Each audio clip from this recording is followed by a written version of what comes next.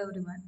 तो ये video IBPS clerk reserve list को लेके है। ठीक है, बहुत सारे कैंडिडेट्स को डाउट आ रहा था। जैसे पिछले वीडियो में मैंने आईबीपीएस पीओ के स्पेसिफिकली बात की थी। देखिए, आईबीपीएस क्लर्क की मैं स्पेशली अगर बात करूँ तो इसमें ना सिलेक्शन का रेंज ज़्यादा होता है एज़ कम्पेयर टू पीओ। क्यों होता है ऐसा? देखिए, आपने खुद देखा होगा, जैसे बहुत सारे बच्चे दोनों आईबीपीएस क्लर्क और आईबीपीएस पीओ दोनों के लिए सेलेक्ट होंगे, है ना। बहुत सारे बच्चे होते हैं जो दोनों क्रैक कर लेते हैं। अब क्या है कि जो जिनका क्लर्क और पीओ दोनों में हुआ है, ऑब्वियस सी बात है भाई, वो क्लर्क क्यों चुनेगा, वो पीओ में जाएगा।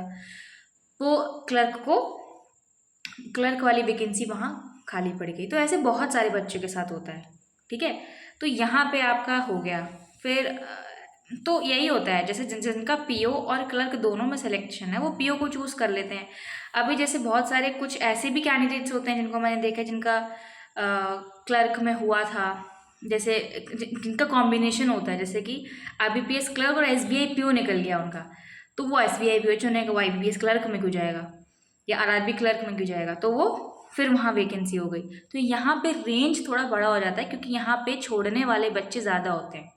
ठीक है, यहाँ पे जैसे आपके ऑलमोस्ट 12,000 वैकेंसी है, तो हर कोई मतलब जिनका भी क्लर्क में हुआ होगा उनका कोई ऑल्टरनेटिव ऑप्शन ही बहुत सारे बच्चों का रहता है कि लेट्स से किसी का आईबीपीएस के पीओ वाले में हो गया, फिर किसी बेटर ऑप्शन में हो गया। तो यहाँ बच्चे थोड़ा ज़्यादा रिटेंशन थोड़ा कम रहता है, मतलब I hope you are getting.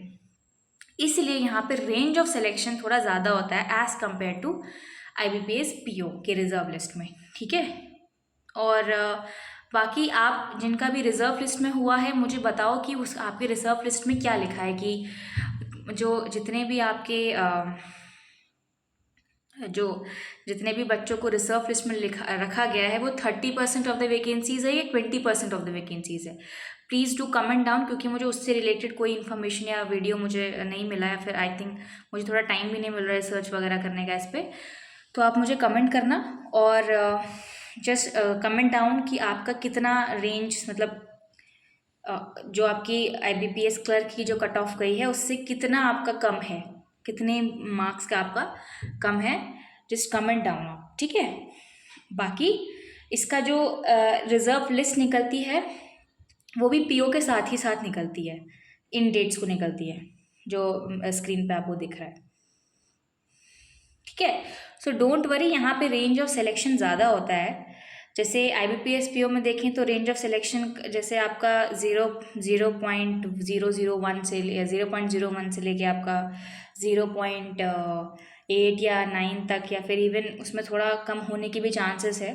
ठीक है, बट इसमें थोड़ा रेंज ऑफ सिलेक्शन ज़्यादा होता है, रीज़न मैंने आपको बता दिया है। ठीक है, क्योंकि इसमें लोगों के पास, कैंडिडेट्स के पास ऑल्टरनेटिव और बेटर ऑप्शंस रहते हैं as compared to IBPS clerk, तो डेफिनेटली आप एक्सपेक्ट कर सकते हो।